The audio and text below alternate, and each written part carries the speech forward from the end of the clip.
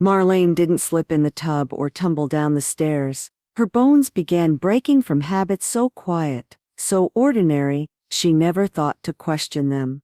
At 72, she brushed, cleaned, and moved exactly as she had for decades, until her doctor traced her sudden stiffness and thinning bones to 5 silent routines hiding in her bathroom.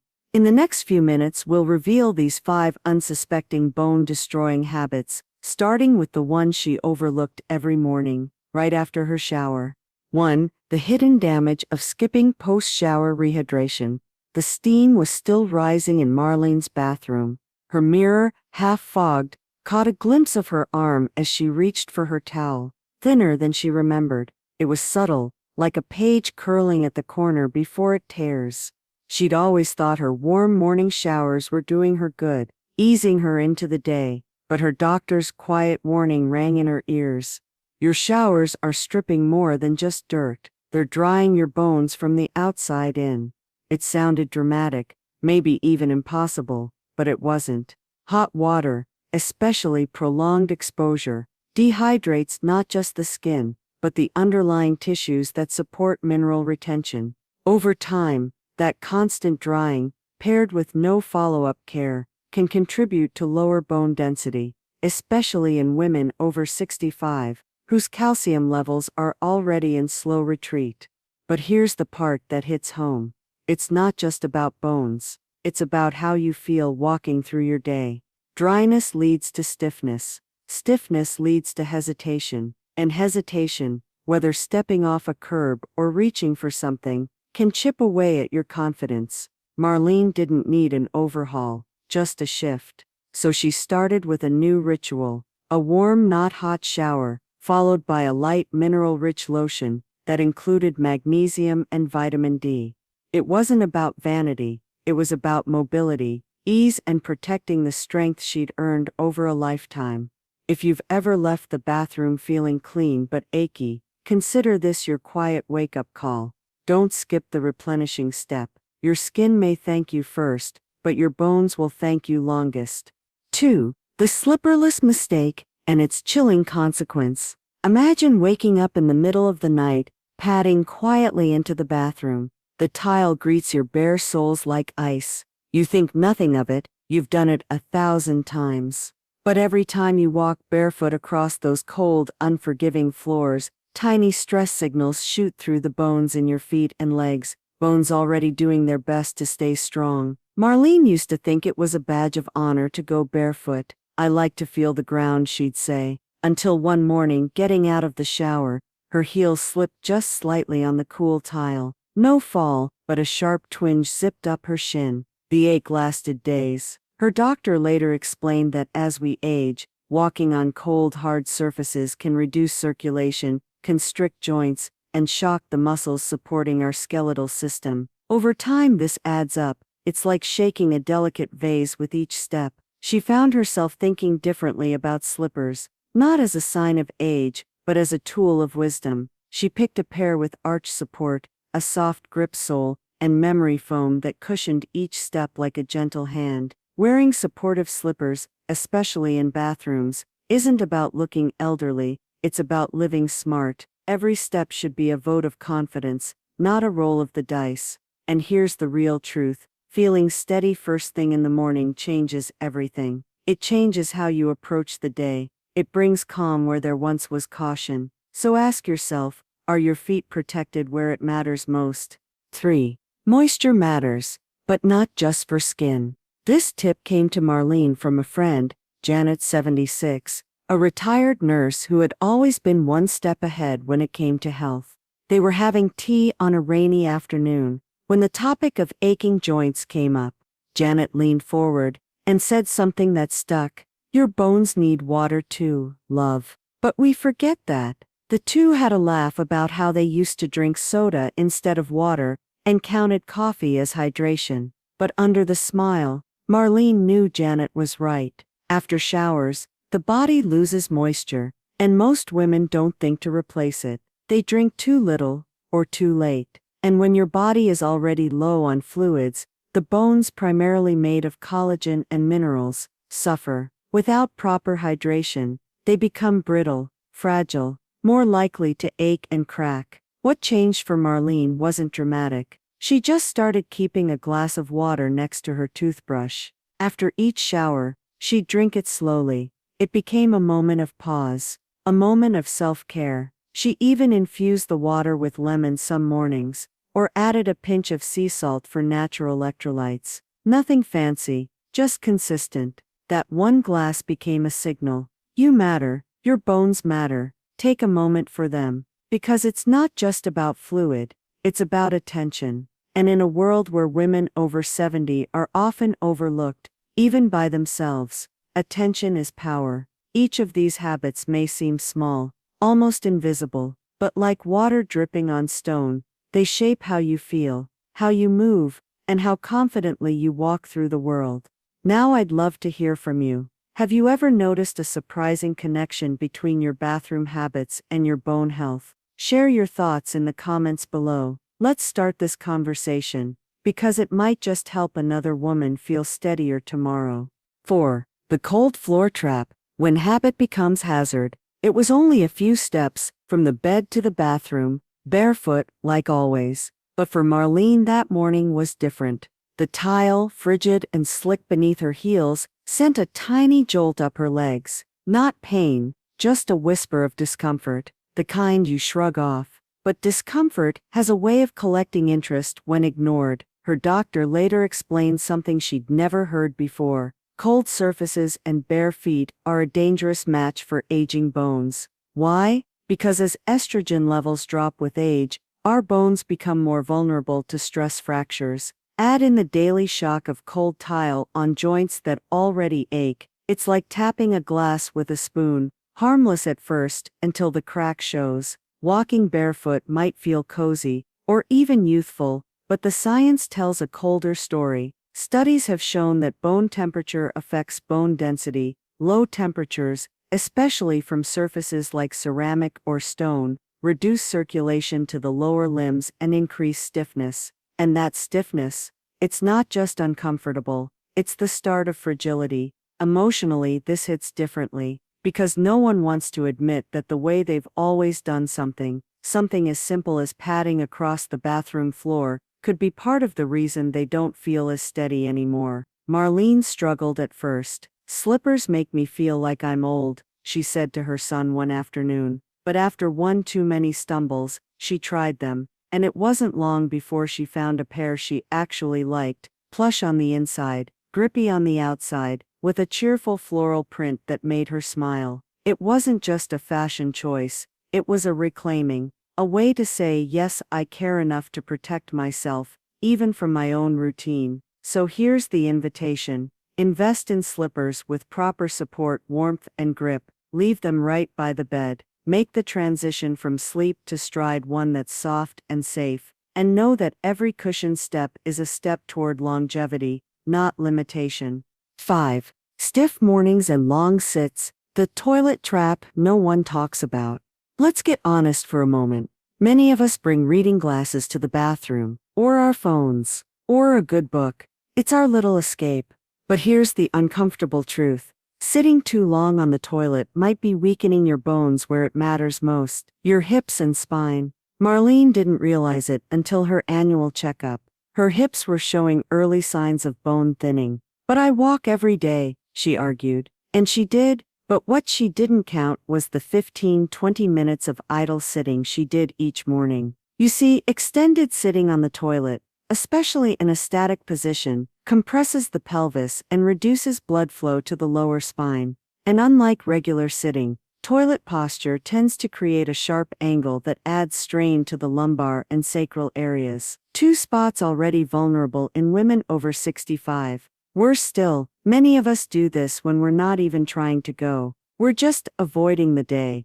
It's not a scolding, it's a revelation, because once Marlene knew the effect, she made a small change that brought big results. She set a soft timer, not an alarm, just a gentle buzz after 5 minutes. She swapped her long scrolls for a small gratitude note she kept on the counter. It read, 5 minutes for your bones, then up we go. And here's the emotional layer. This wasn't just about posture or pressure. It was about starting the day with intention. not avoidance. It gave her back that small bit of control. If you've been spending too long seated in the bathroom, you're not alone, but you are in control. Use a soft seat riser to ease joint pressure. Place a small step stool under your feet to improve posture. Keep a friendly cue card near the sink, as a gentle nudge, because the way you start your morning shapes the strength you carry into the rest of your day.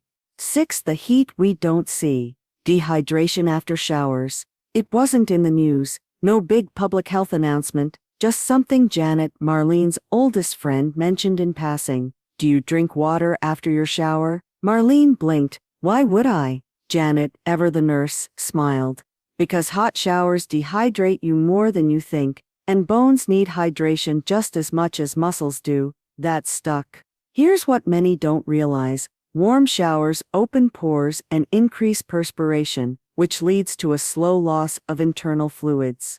If you're not following up with hydration soon after, you're starting your day in a mild state of dehydration, which affects everything from joint lubrication to mineral transport. And for women over 65, the body's thirst signals grow quieter. You might not even feel thirsty, but your bones, they're drying from the inside out. What changed for Marlene wasn't drastic. She added 1 glass of water to her post-shower routine. She kept it on the bathroom shelf, beside her moisturizer. Some mornings she infused it with lemon or cucumber. Others she added a sprinkle of chia seeds. This simple act did more than quench her thirst. It gave her a ritual, a moment that said, "You matter, you are not rushing anymore, you are nourishing." It gave her a small sense of luxury, like being in a spa of her own making. And isn't that what we all want? To feel cared for. Even if it's by ourselves, in our own bathrooms, in our own quiet ways. Your bathroom might feel like the most ordinary space in your home, but with a few quiet changes, it can become your secret ally in protecting what matters most, your strength, your stability, and your confidence. Now I'd love to know, what's one small bathroom habit you've never questioned until now? Share your thoughts below. Someone else might just need to hear your story.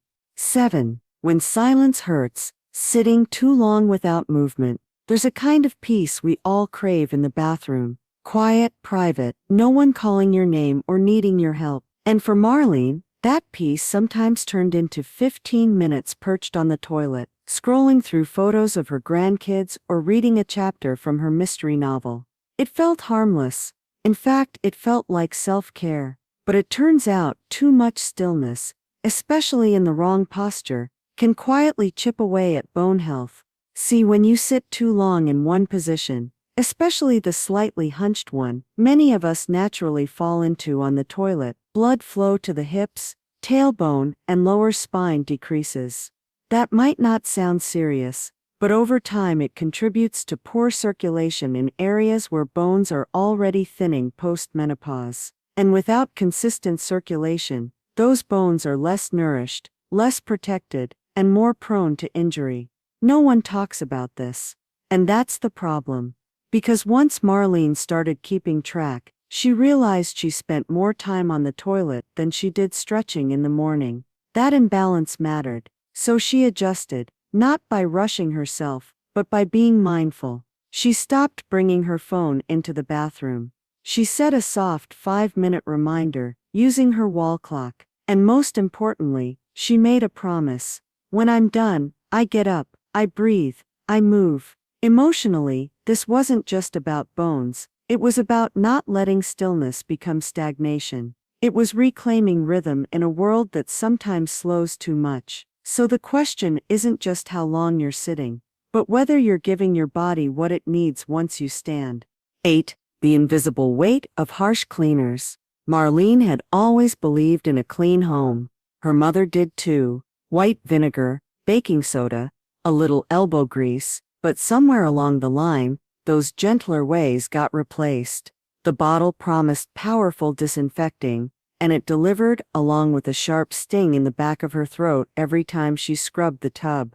It wasn't until her annual physical that something unexpected came up. Her vitamin D absorption had dropped again, her calcium levels too, and her doctor mentioned something that didn't seem related at all: Are you using strong chemical cleaners? Things with ammonia or bleach? Yes, she was. What many women don't realize is that harsh cleaning chemicals, especially in small, enclosed spaces like bathrooms, can disrupt the respiratory system. When lungs are irritated, oxygen intake drops, and when oxygen is low, so is your body's ability to absorb and use calcium. Over time, these tiny disruptions can interfere with the hormones that regulate bone strength. It's sneaky, because you're not eating it, you're just breathing it. But bone health isn't just about what you consume, it's about what your body can use, and strong fumes make that harder. So Marlene made a shift. She swapped the harsh sprays for gentler alternatives: vinegar with citrus peels, plant-based cleaners, and essential oil blends. She opened the window when she cleaned. She wore a soft cloth mask if needed, and slowly, her body thanked her for it. More than just physical comfort, it gave her something else: pride. She felt connected again to the old ways. She wasn't sacrificing strength for scent anymore. She was choosing both clean air and strong bones. Isn't it beautiful when protecting your health can also feel like returning home? 9. Skipping support. The danger in rising without help. One afternoon, Marlene's neighbor Ruth dropped by for tea and confessed she'd nearly fallen getting off the toilet. No big slip, no injury, just a moment where her knee buckled and her heart jumped. "It scared me," Ruth said. "I thought, what if I hadn't caught myself?" That story hit Marlene harder than she expected, because truthfully, she'd felt it too, that brief wobble when rising from a low seat, that moment of imbalance that comes not from weakness, but from assuming your body will move the way it used to. Here's what's quietly dangerous. Many seniors avoid installing support bars in the bathroom because they feel like an admission of age, like surrender. But it's not. In reality, rising from a seated position requires strong quadriceps, balanced hips, and stable core muscles, all of which weaken naturally after 65. Without support, even one moment of dizziness or a misstep can lead to a fall. And one fall? That's all it takes to change the course of your independence. So here's what Marlene did. She reframed it. Instead of thinking of a support bar as a senior aid, she thought of it like a railing on stairs, there to help you rise, not hold you back. She picked one in brushed bronze, something that matched her decor. Her son installed it in 20 minutes, and the next morning, when she stood with ease, she felt surprisingly stronger. Because emotional strength often begins with physical confidence. Knowing you're secure brings back the freedom to move how you want to walk tall, to let your body trust itself again. So if there's even a sliver of hesitation in your step, why not offer yourself a little backup? Our habits inside the bathroom shape more than we realize. They touch our energy, our mood, and even how boldly we face the day. Now I'd love to ask, what's something in your bathroom that gives you comfort, but might secretly need an upgrade? Share it in the comments. Your story might inspire someone else to take their next step safely. 10. When a slip becomes a signal. The soap scare. It happened in under 2 seconds. Marlene bent down to rinse the edge of her tub. Her bare foot met a slick spot of cleaner, and she stumbled, not hard, but enough to jolt her breath. Her hip ached for the rest of the afternoon. That night, as she rested an ice pack against her side, a hard truth settled in. That bottle under the sink held more danger than she thought. Here's the thing no one warns you about. Some of the most powerful bathroom cleaners contain chemicals like ammonia, chlorine, and sodium hydroxide. Not only are they hazardous to breathe in, especially in small steamy spaces, but they leave behind slippery residues that cling to tile, tubs, and hands. That quick clean convenience? It's not worth the risk. Marlene, like many of us, had grown up equating clean with a certain scent, the sharp tang of bleach, the sparkle left behind. But that mindset, while familiar, was doing more harm than good. The emotional toll is quiet but real. When the bathroom, once your safe space, becomes a place of caution and second-guessing, it steals your peace. It makes you move slower, trust less, question more. So she switched. Not everything, not all at once, But gradually, she replaced her usual bathroom spray with a vinegar and lemon mix that smelled surprisingly fresh. She added a few drops of lavender essential oil for calm, and perhaps most importantly, she now cleaned in house shoes with grip soles. No more barefoot balancing acts. It wasn't just a change in product, it was a change in atmosphere. She felt safer, more in control, less afraid of the what if. If you've ever cleaned and then tiptoed nervously across the floor, it might be time to change what's in your bottle too. 11. The breathing room. You didn't know you needed. Janet, Marlene's retired nurse friend, called it bathroom breath. The tightness in your chest after scrubbing, the cough that lingers after the mirror gleams, the dry feeling in your sinuses. At first Marlene brushed it off as allergies, but then she read the label on her spray, use only in well-ventilated areas, and she laughed, because her bathroom didn't even have a window. Here's what most women don't realize. The fumes released by many traditional cleaners can stay in the air for hours, especially in enclosed bathrooms. And while these chemicals are harsh on the lungs, they also affect the bones in ways we don't often talk about. Inhaled toxins like bleach and ammonia can reduce the body's ability to regulate calcium, interfere with hormonal balance, and contribute to oxidative stress, all of which speed up bone loss. The very act of deep cleaning without fresh air becomes, quietly and slowly, a threat to the structure that holds you up.